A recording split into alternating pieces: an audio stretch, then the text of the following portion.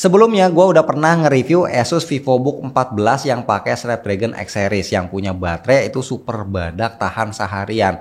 Tapi kayaknya banyak pencinta gadget yang masih pengen pakai laptop berbasis Intel. Jadi yang sekarang gue bakal review saudaranya nih yang pakai prosesor Intel, dan ini adalah VivoBook 14X 1404 VAP.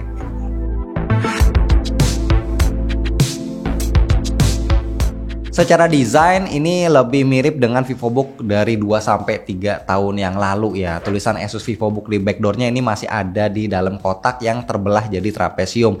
Yang gua lagi review ini warnanya terakota. Jujur gua suka banget sama warna ini, kalem tapi dia punya kesan premium juga. Ukurannya juga lumayan compact. Dia punya panjang 32,49 cm, lebarnya 21,39 cm, dan tebalnya 1,79 cm.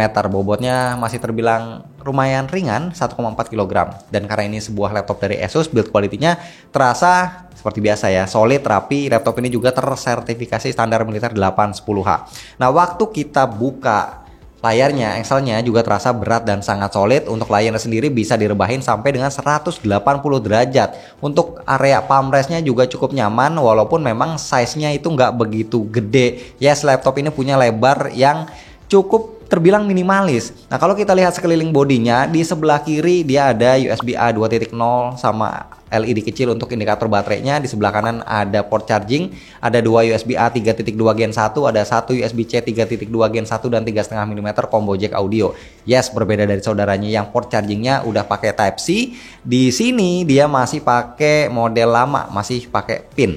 Nah, laptop ini dia masih gampang buat dibawa kemana-mana karena kan ukurannya compact ya. Jadi gampang buat ditenteng pakai satu tangan. Bodinya dia punya fitur Asus Antimicrobial Guard Plus yang diklaim bisa tahan virus dan bakteri sampai dengan 3 tahun atau bahkan lebih. Nah, untuk jeroannya dia pakai Intel Core 5 120U yang punya konfigurasi 10 core dengan 12 thread dengan peak clock speednya ada di 5 GHz, ditandemin sama Intel Graphics. RAM-nya 8 GB DDR4 onboard, yang ini storage-nya ada di 1 TB PCIe 4 SSD, Wi-Fi 6 dengan Bluetooth 5.3, dan secara default laptop ini sudah terpasang Windows 11 yang Home Edition.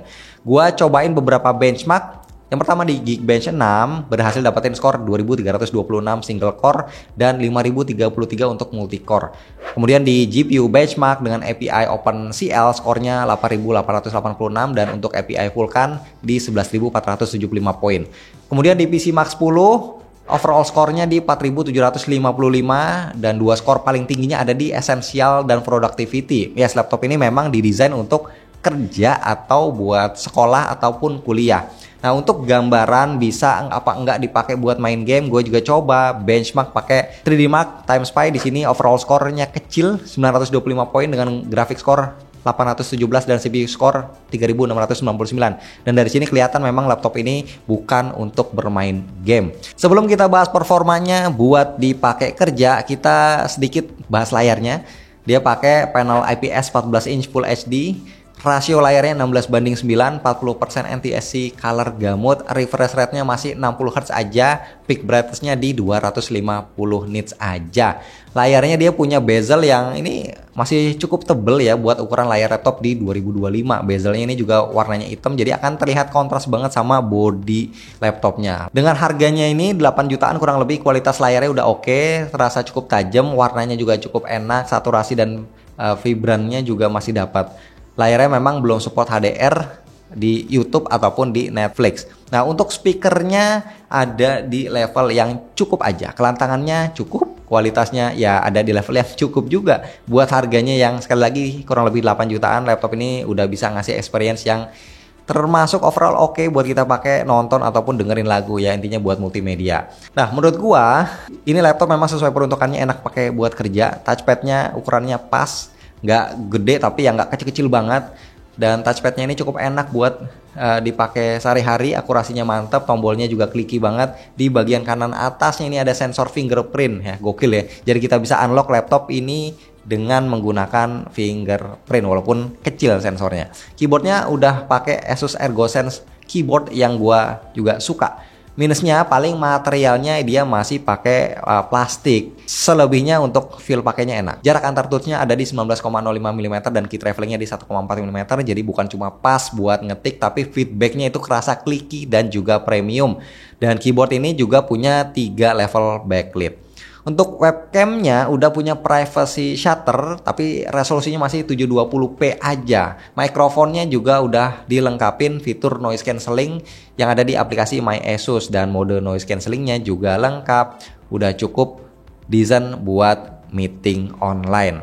Nah, untuk baterainya ada di 42 watt hour yang gue coba pakai untuk kerja kayak ngetik-ngetik script sambil browsing-browsing. Baterainya ini berkurang 56% selama 2 jam pemakaian. Ya ini terbilang cukup boros, apalagi gue baru aja pakai yang versi Snapdragon sebelumnya. Nah, untungnya batok chargernya itu kecil, jadi aman buat selalu kita bawa pergi-pergi kemana-mana. So, kesimpulannya untuk sebuah laptop budget, laptop ini sudah sangat nyaman dipakai untuk kerja ringan kayak buat ngetik-ngetik atau berkutat dengan Microsoft Office. Selama gue coba, experience-nya itu memang smooth, nggak ketemu ada nge-lag, delay sama sekali. Tapi kalau mau jujur, gue sih sebenarnya lebih suka pakai yang versi Snapdragon-nya karena baterainya itu jauh lebih irit. Tapi buat teman-teman yang mungkin masih mau main aman aja, apalagi ada aplikasi khusus yang belum optimal di ARM, yes, Asus VivoBook X1404 VAP ini adalah jawabannya.